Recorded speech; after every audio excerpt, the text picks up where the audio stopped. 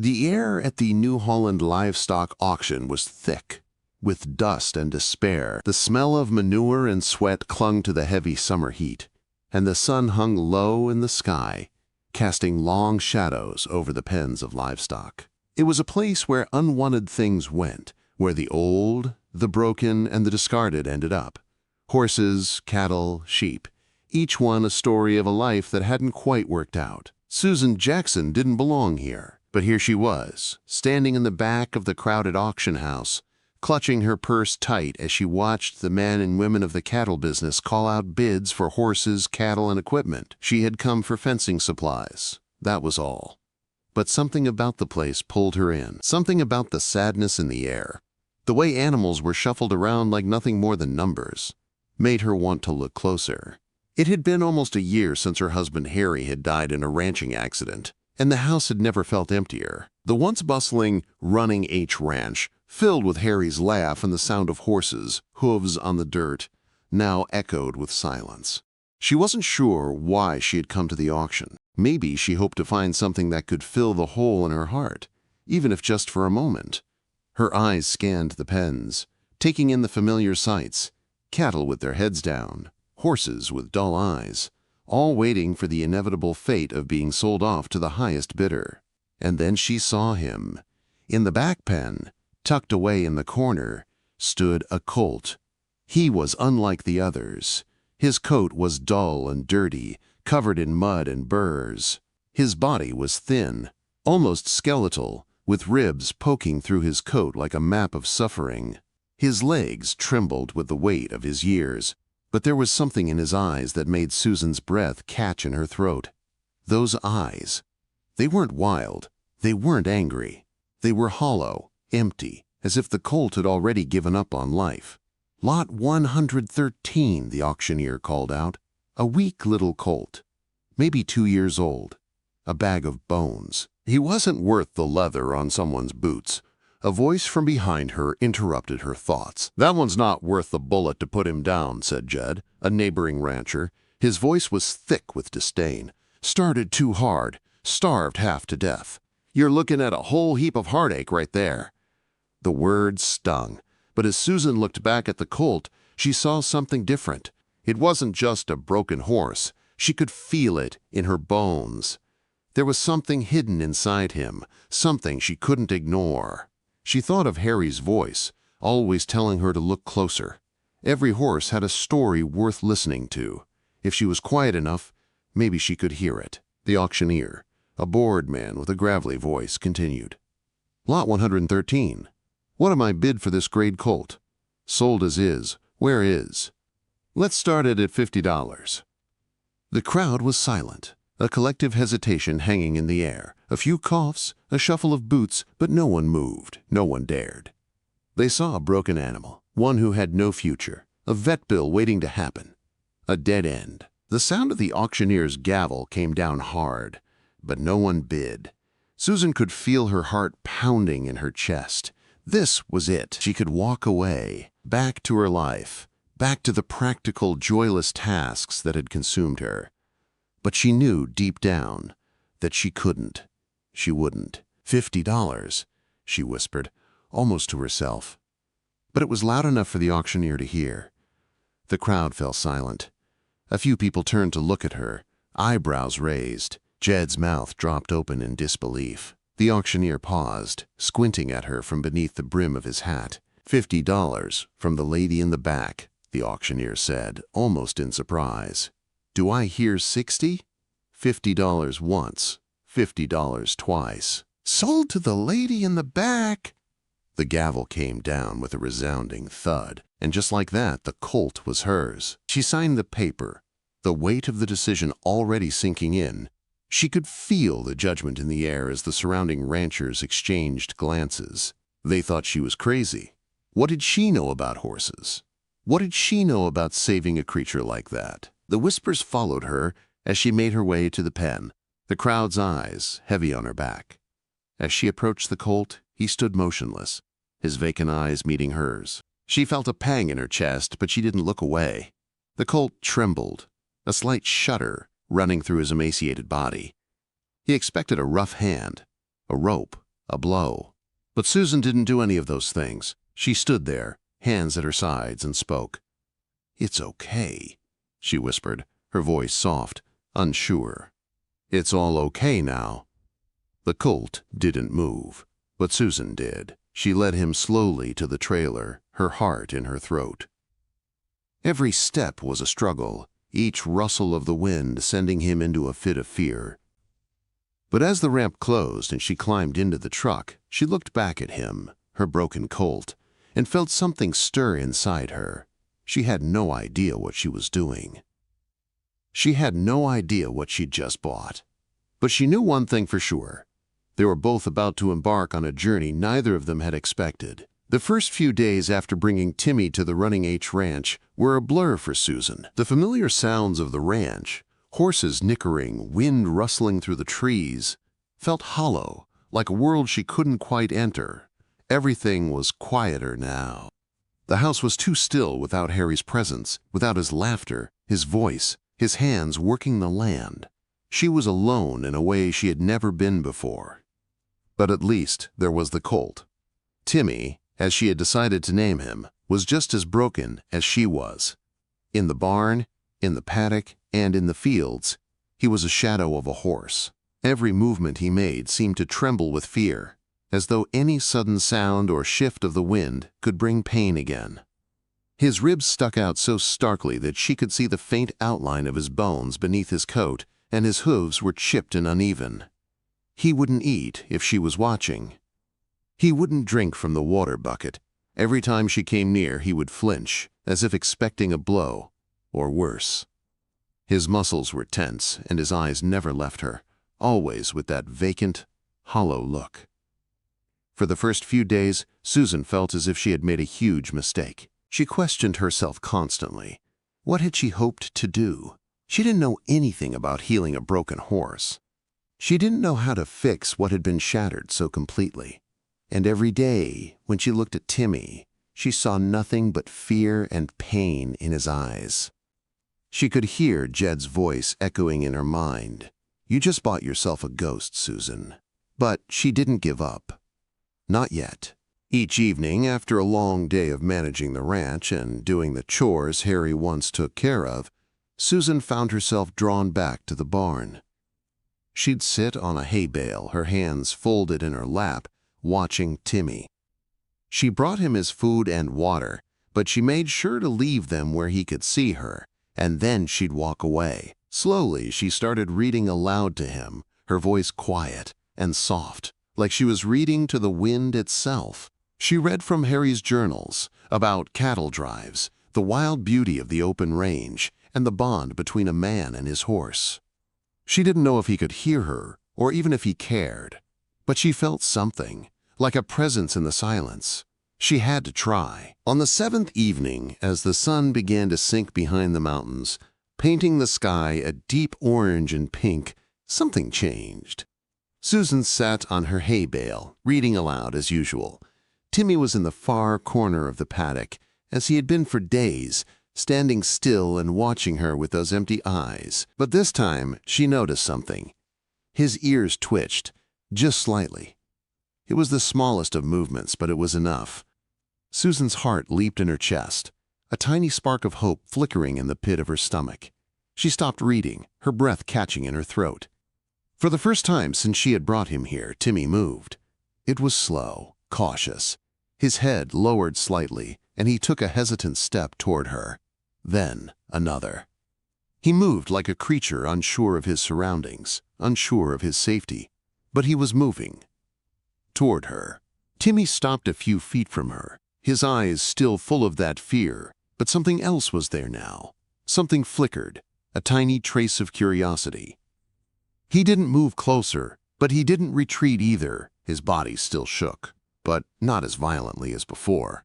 Susan sat still, her heart racing in her chest. She couldn't move, couldn't even breathe for a moment, afraid that any sudden motion would scare him away. She held her ground, eyes locked with his. Minutes passed, and then, with a small, hesitant step, Timmy took a step closer. And another. His muscles were still tight with apprehension, but there was a different energy in the air now, It wasn't fear. It was something else. Trust. Or the beginning of it, anyway. Susan smiled softly, her voice barely above a whisper. "It's okay, Timmy. You don't have to be afraid anymore. I'm not going to hurt you." And then, in an almost imperceptible gesture, Timmy shifted forward, inching closer, until he was just within arm's reach. The moment felt like a victory, but it was just the beginning.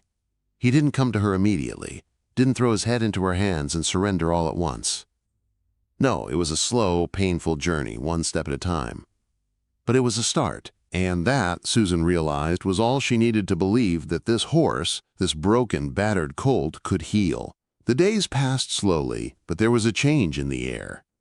Every morning, Susan would walk out to the barn, her boots crunching softly on the gravel. Timmy was still in the same corner of the paddock, but each time she approached, he didn't retreat quite as quickly. There was still fear in his eyes, but there was something else too. A flicker of something softer, something that resembled hope. Timmy still wouldn't let her touch him. She knew that. He wouldn't allow anyone near enough to be touched or comforted. He would look at her from across the paddock, standing still and tense, waiting for the familiar blows that had become a part of his life. But he didn't bolt anymore. He stayed, just out of reach. Susan was patient. She had no choice.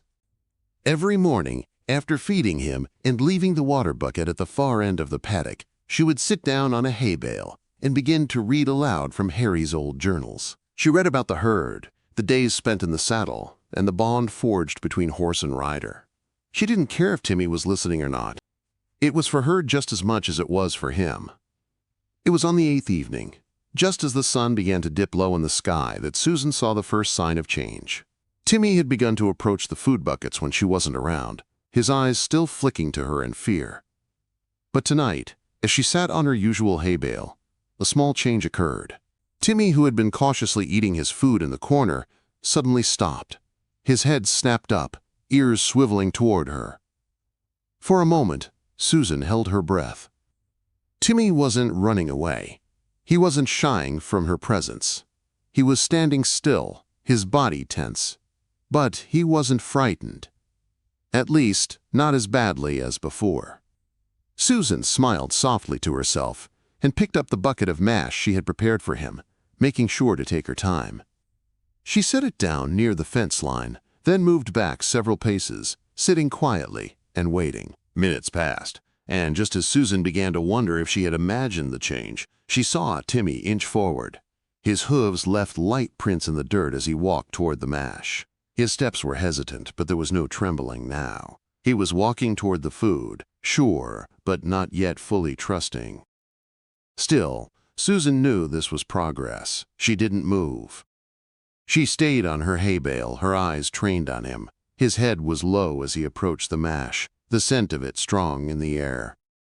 She could see the conflict in his eyes, the need for food fighting with the old, familiar fear that had lived with him for so long. Then, with a delicate movement, Timmy bent his head and took a small bite. It was tentative, careful, but it was real. For the first time since she had brought him home, he was allowing himself to eat while she was watching. Susan's heart swelled with a quiet pride. It wasn't much, but it was everything. It was the first sign of trust, and it felt like a victory she could hold on to. She didn't move, but she whispered softly to him. "It's okay, Timmy. You're safe here. You don't have to be scared." The words hung in the air between them, and for the first time she thought maybe, just maybe, he could hear her. Maybe the tiny spark of hope she had seen in his eyes that day was starting to grow, to take root. The next morning, Susan made her usual trip to the barn.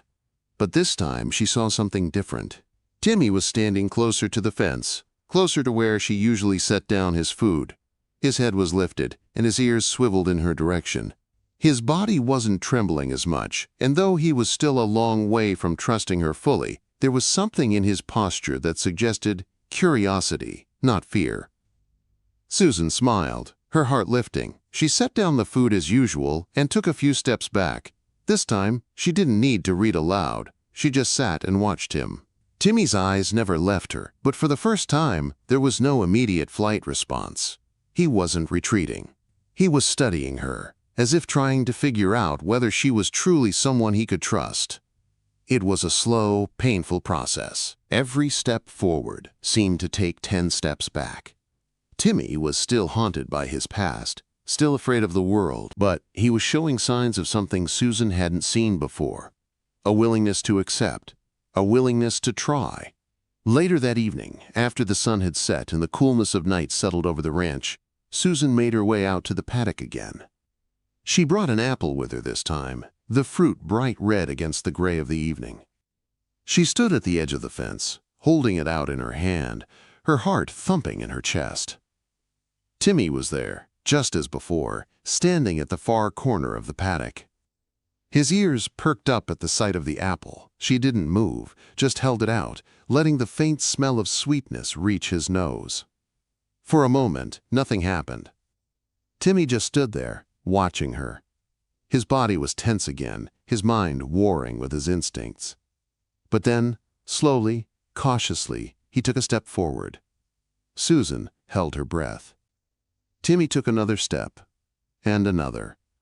With each movement, Susan's hope grew. Finally, when he was close enough to reach her, Timmy stopped. His body quivered, his eyes flicked nervously to the apple. She could see him weighing the risks. She held it out, the gesture gentle, offering. Then, with a soft nicker, Timmy reached out, his muzzle brushing her hand ever so gently. He snatched the apple from her fingers, retreating quickly with the fruit in his mouth, but not running away.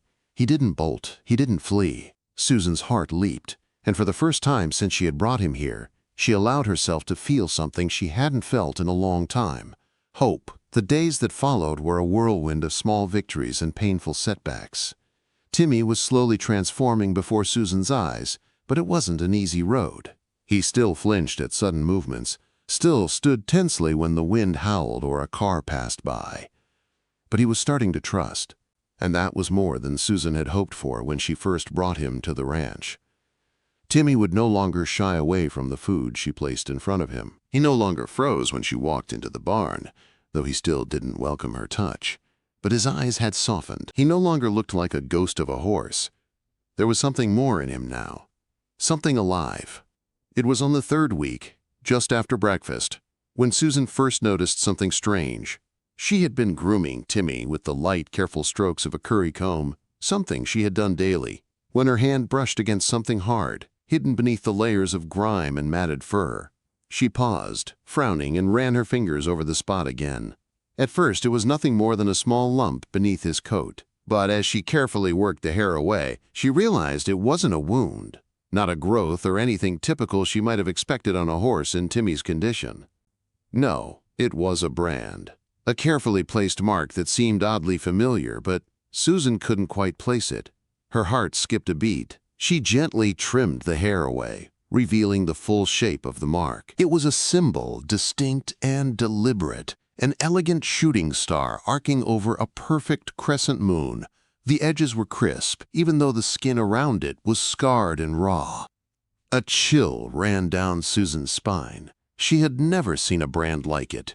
In all the years she and Harry had worked with horses, they had never come across anything like this. It wasn't a ranch brand. It was something different, something more. She stared at it for a long moment, her mind racing. Who would brand a colt like this and then throw him away? The answer, she suspected, lay buried in Timmy's past, a past he couldn't tell her himself. Susan's thoughts were interrupted by the sound of the barn door creaking open.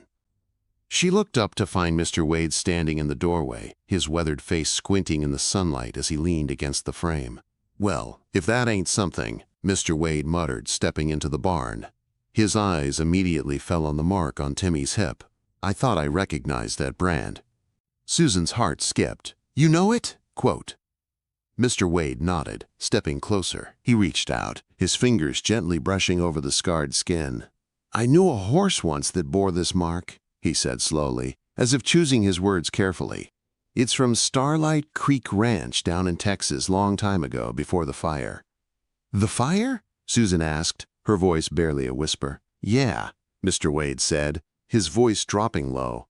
"Big ranch. Some of the finest cutting horses in the country. They had a stallion, a legend in his own right, Starlight Cutter. But the ranch burned down in one of the worst fires this side of the Mississippi. Lost everything. Horses, broodmares, all of them." Susan's mind raced. She had heard whispers of that fire, of course.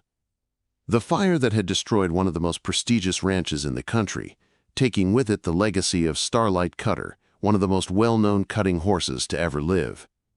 The horses bred at Starlight Creek Ranch were sought after for their strength, agility, and innate talent, but no one had ever talked about the ones lost in the fire. They had been written off as casualties, gone forever. "But what about the moon?" Susan asked, her voice thick with disbelief. "The crescent moon? It's part of the brand." Mr. Wade hesitated, his eyes darkening. "That's the kicker. The last crop of foals, sired by Starlight Cutter, all of them, had that second mark. The crescent moon was added to commemorate their bloodline. The best ones, the ones that had the most promise. They were marked like that. And after the fire, well, they thought they lost every single one of them, burned to ash." Susan felt a cold shiver run through her body. She couldn't believe what she was hearing. Was it possible? Could Timmy, this broken colt she had rescued, be connected to that legendary bloodline? Could he be one of Starlight Cutter's sons, a horse that had survived the fire against all odds? Mr. Wade sighed, his voice softening. "They said Starlight Cutter's bloodline was gone, that the fire wiped it out for good. But I never believed it. Something about it always felt wrong. And now, looking at this Colt," he trailed off, looking at Timmy with newfound respect. "I think you've got yourself more than a rescue here, Susan. You've got a survivor." Susan's mind was reeling. She looked at Timmy, who was standing quietly by the stall, his eyes soft, his body relaxed for the first time in weeks. It wasn't just the colt she had saved anymore. It wasn't just the broken horse she had tried to heal. Timmy was something more. He was a part of something bigger, a legacy that had been lost to fire and time. But it wasn't over yet. There was still so much about Timmy's past that she didn't know, so many questions she had to answer. And as much as she wanted to know where he had come from, she realized that the most important thing wasn't finding the past. It was giving Timmy a future. The discovery of Timmy's true heritage shook Susan to her core. It was no longer just about saving a broken colt. It was about protecting a legacy that had been lost to time and tragedy. She couldn't help but wonder if fate had led her to him, if, somehow, she had been chosen to restore what had been destroyed all those years ago. But even with the weight of this newfound knowledge, Timmy still had much healing to do. Despite the spark of his lineage, he was still a shadow of the horse he was meant to become. And Susan knew that if she was going to help him, they had to keep moving forward, together. The first week after learning about Timmy's past was a blur of mixed emotions for Susan. Her mind was overwhelmed by the possibilities. If Timmy was truly a descendant of Starlight Cutter, he had potential beyond anything she had imagined. But how could she tap into that potential? How could she bring out the greatness that was buried so deep within him? For days, Susan worked with him, taking slow, steady steps forward. They began to build a routine, early morning feedings, gentle grooming, and, most importantly, time together in the paddock. She kept her distance, giving him space, but always showing up, always there for him, as she promised. It was a slow dance of trust and patience. One morning, just as the sun began to rise and the dew still clung to the grass, Susan walked out into the paddock, as usual. Timmy was standing in the middle, his head slightly lowered, his eyes focused on the horizon. He had become more curious in recent days, no longer shying away from her presence. She felt a flicker of excitement in her chest. Today was different. She took a deep breath and walked slowly toward him, carrying a halter in her hand. Timmy didn't flinch, didn't shy away. He just watched her, his ears swiveling forward as if he was considering her every movement. For the first time, Susan felt like they were truly communicating. She didn't rush toward him. Instead, she moved with the same slow, careful steps she had taken every day since bringing him home. Her hands were steady, her voice calm as she spoke to him. "Hey, Timmy," she said softly, her voice barely a whisper against the morning silence. "It's okay. I'm not going to hurt you." Timmy's gaze held hers, and for a moment she could see the depth of everything he had endured. There was no anger, no fear, only a raw vulnerability that seemed to pull at her heart. He took a cautious step toward her, and then another. Susan stopped and stood still, her heart in her throat. Could this be the moment? Could he be ready? She held out the halter slowly, not forcing it on him, just offering it as a possibility. Timmy took a few more steps, closing the gap between them, his nostrils flaring as he took in her scent. Then, without warning, he stretched his neck out toward her hand. His breath was warm on her fingers, his lips brushing gently against the leather of the halter. She could feel the tremor in his body, the hesitation, but there was no retreat, no panic. He was close, closer than he had ever been. His muzzle touched the halter, just a fraction of an inch from her hand. The moment hung in the air. The world felt like it paused, as if the land itself was holding its breath. Then, slowly, carefully, Timmy let out a soft, quiet nicker, a sound of acceptance, of trust, of a decision that had been years in the making. He didn't pull back. He didn't shy away. With a steady hand, Susan gently slipped the halter over his head. Timmy stood perfectly still, his eyes soft, his muscles relaxed for the first time in weeks. She spoke again, her voice soothing, barely above a whisper. "I'm so proud of you, Timmy," she said. Her words felt like a promise, one that she had made to him in her heart when she first laid eyes on him. She wasn't just here to save a horse. She was here to rebuild him, to show him a world where he didn't have to fear anymore. The next few weeks passed in a blur of steady progress. Timmy continued to gain weight, his ribs slowly disappearing beneath new muscle and a shinier coat. His eyes began to sparkle with life again, the emptiness fading, replaced with the intelligent gleam that spoke of something more, a future, a purpose, a connection. Susan couldn't help but wonder if he was beginning to realize that he wasn't just surviving anymore. He was becoming the horse he had been born to be. But there was still one thing left. She had to test him, test his potential.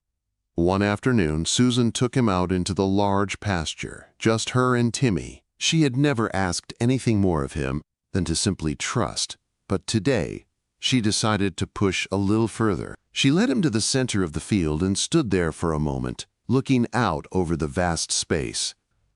She took a deep breath, focused, and then gave the softest tug on the lead rope.